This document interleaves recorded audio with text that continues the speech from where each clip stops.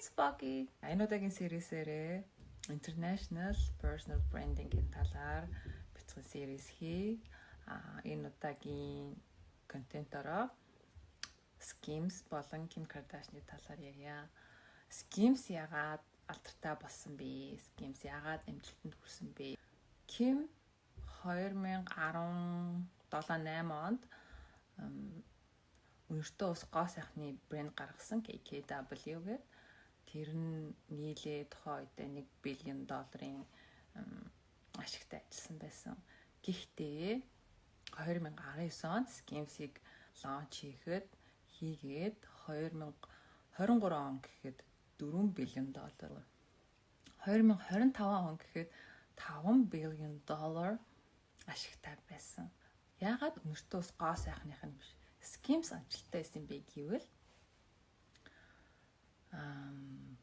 Kim 2000-ад оны үед яг 20-од наснда ирж исэн Paris Hilton-ы personal fashion designer болоод ер нь бол өөрийнх нь publicly олон танигдах гараа нэхэлж исэн. Тэр үед тийм маш туранхай fashion modeling бинүүд ингээд тренд болж исэн. Which means like bony, skinny, like zero, almost double zero type of body trending болж исэн.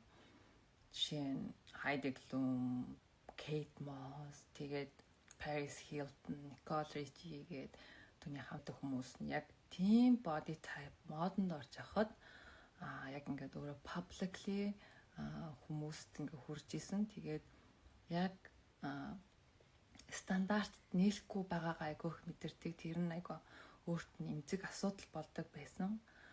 Тэгээд ер нь тэр асуудлаа тэр одоо тий өөрийнх нь хүндрэлтэй байсан, эмзэгэлдэг байсан асуудлаа шийдсэн бүтээгдэхүүн болгоод тэгээд тэрийг брэнд болгосон нь үнэхээр хүрч чадсан. Үнэхээр маркеттай хүрч чадсан. Тэгээд Skims-ийн яг өөрсдийнх нь баримталдаг одоо value нэ үн цэн нь болохоор inclusive for everybody shape.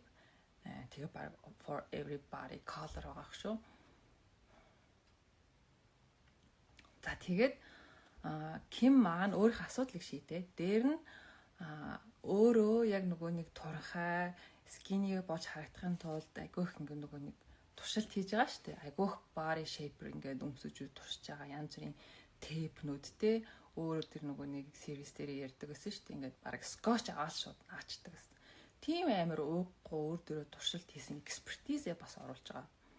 Тэгээд өөрийнхөө нөгөө нэг ингээд нүүр царайг ашиглаад энэ брендийг босгосон. Мэдээж яг co-founders байгаа. Emma Greta, Jens Greta гэдэг. Гэхдээ Kim бас нэг өөрт нь давуу тал байдаг гэсэн. Одоо ингээд personal branding ингээд хэрхэн бий болох вэ гэдэг баг ингээд заавар шиг тодорхой алхмуудыг заасан ингээд step by step юмнууд ингээд зөндөө байгаа. Тухайн үед ийм онлайн social platform байгаагүй дөнгөж үүсчихсэн. Ингээд одооных шиг ингээд Facebook, TikTok, Instagram гэдэг worldwide globally connected байгаагүй. Харин Kim Kardashian яг өөрөө үнэхээр цаг үеэ ойлгоод хэрхэн яаж personal branding бий болох вэ гэдэг юм аргыг өөрөө үнэхээр биеэрээ хийсэн. Kim өөрөө яг тэ тухайн үед чинь одоо хамгийн алдартай болоход чухал платформ шар сонирн байсан тэ gossip сэтгүүлүүд байдаг байсан, paparazzi-нууд байдаг байсан.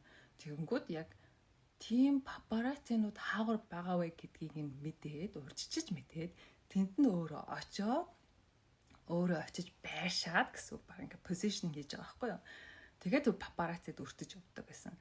Тэгэнгүүт мэдээч хэрэг хүмүүс тэрийг янзаар ярьдаг. Айгуу тийм desperate аргаа барьсан, ууггүй, ичмээр гэдэг. Гэхдээ Kim яг үнэхээр тухайн үед яг socially алдартай болгож чаддаг байсан платформыг үнэхээр ухаалгаар ашиглаж өөрийг ингээ popular болгосон. Мэдээж хэрэг тэр зарим нэг rumor байгаа те pornographic видео цацагдаад тэгж өөрийгөө алдартай болгосон. Тэрний дараагаар Keeping Up the Kardashians TV series нь илүү хүмүүст хүрсэн гэдгсэн. Гэхдээ Кимийн одоо яг Skims дээр Ким Кардашины яг Skims дээр хамгийн зөв тактиктай ухаалгаар хийсэн брэнд хөгжүүлэлт бол өөрийнхөө асуудлыг бүтээгдэхүүн болгосон, өөрийнхөө туршлагыг ашигласан, тэг өөрийнхөө брендинг, өөрийнхөө нүүр царайг брендинг болгож ашигласан. Тэгээд Skims үнэхээр амжилттай явж байгаа. Маш олон цуврал, олимпийн, тамирчдын, атлетик буюу атлетик чөлөөт загварын хувцснуудыг нийлүүлсэн 2026 оны биш 2025 оны илүү NBA, Women's NBA-ийн дотор хувцсыг хүртэл дотор хувцсыг хүртэл хийх тийм гэрээ хийсэн. Гэ түүхүүдийг нь авч үзэх юм бол Skims бол үнэхээр амжилттай явж байгаа. Ким үнд яг өөрийнхөө нүүр царайг зөв ашиглаж чадсан, зөв брендинг хийсэн брэнд болж чадж байгаа.